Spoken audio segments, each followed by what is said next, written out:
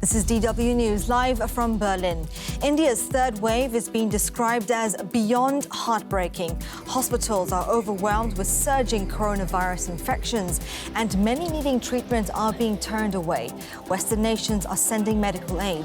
Also coming up, lawyers for a black man killed by police in the U.S. state of North Carolina say camera footage shows he was shot in the back of the head while his hands were on the steering wheel.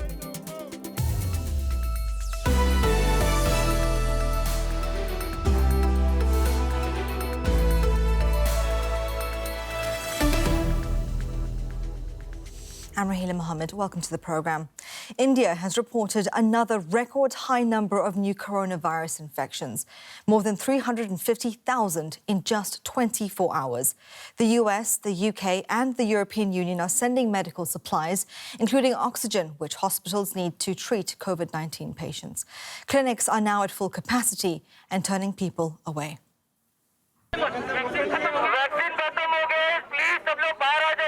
Crowds waiting for a shot of hope. As the coronavirus devastates India, people queue outside a vaccination centre in Mumbai. Even though the country is a major coronavirus vaccine maker, many fear there is not enough to go around. In many parts of the country, ill people are queuing outside hospitals. They desperately need treatment. In Delhi, Animesh Kumar is looking after a family member. They've been turned away from 2 hospitals already. Oxygen in the ambulance is running out. His condition is serious. We're standing here in the middle of the road without oxygen or hope. Hospitals too are running out of oxygen.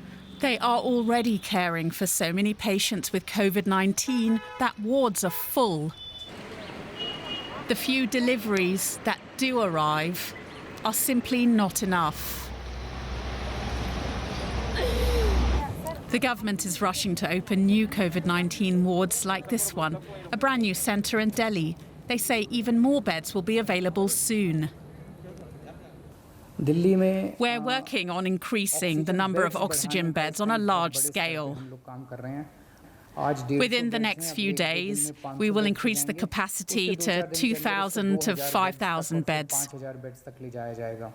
We are also preparing 200 beds at the intensive care unit there.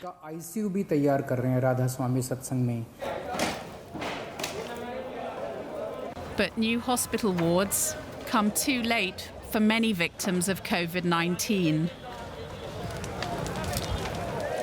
At mass cremation sites like this one outside the capital, Delhi, the pandemic's grisly toll is clear. Well, let's bring in Manu Bhagavan, a professor of history specialising in modern India at the City University of New York.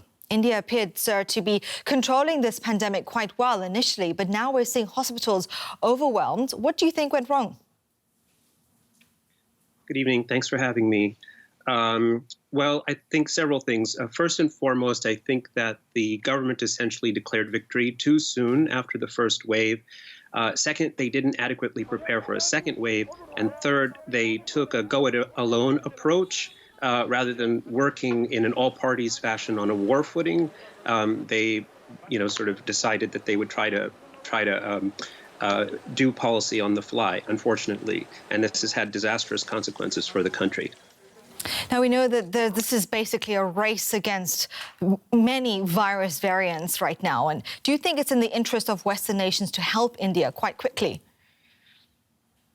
Yes, absolutely, obviously, because the longer India suffers, the more the virus transmits in the country, the more room there is for additional variants to take root, to grow, and then to threaten the West as well. So COVID is an international and global problem, and what affects one part of the world is ultimately going to affect every other part. So we have to quickly control, contain, and douse the fire in India so that it doesn't spread everywhere else and burn the whole world down. And how far are these social inequalities impacting the situation here? Okay, so this is a question with 2 different angles. On the one hand, rich and poor alike are suffering from COVID.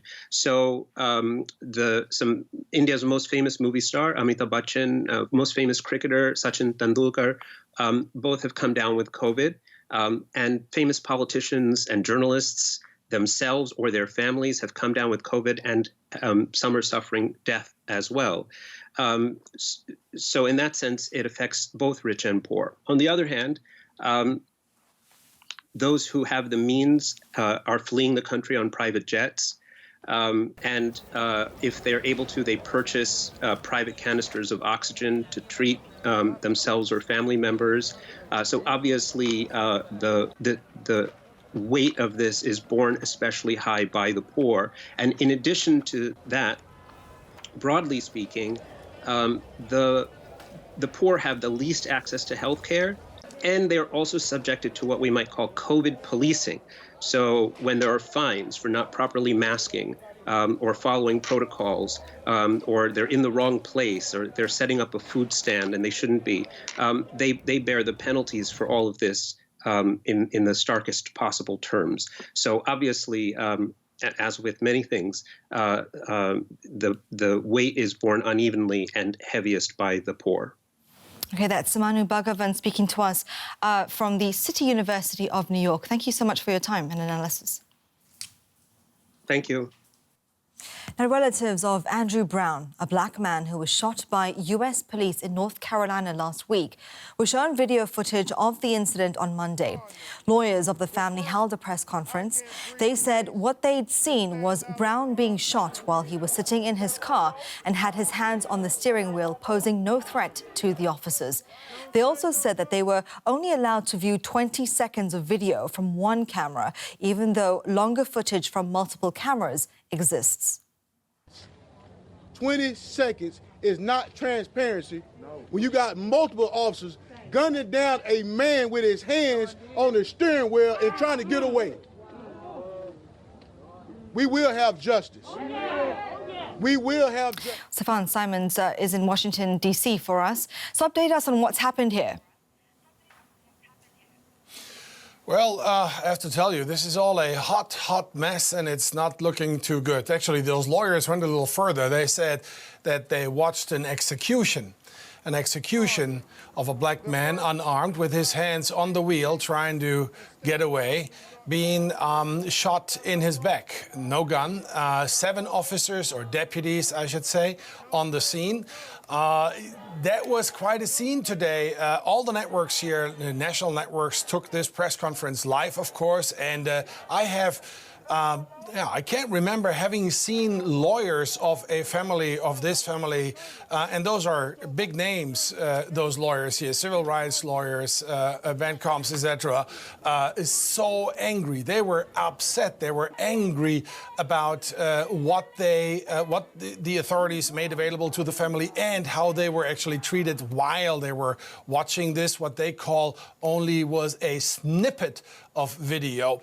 As you mentioned, there were 7 officers on the scene. Everybody wore a body camera. There's plenty of material, and authorities are not showing it. And what do we know about the deputies involved in this case? Deputies, all 7 on the scene, but what happened to those involved in this case? In total were 10. We hear 7 of those are on administrative leave, and now here it comes. 2 resigned and 1 chose retirement.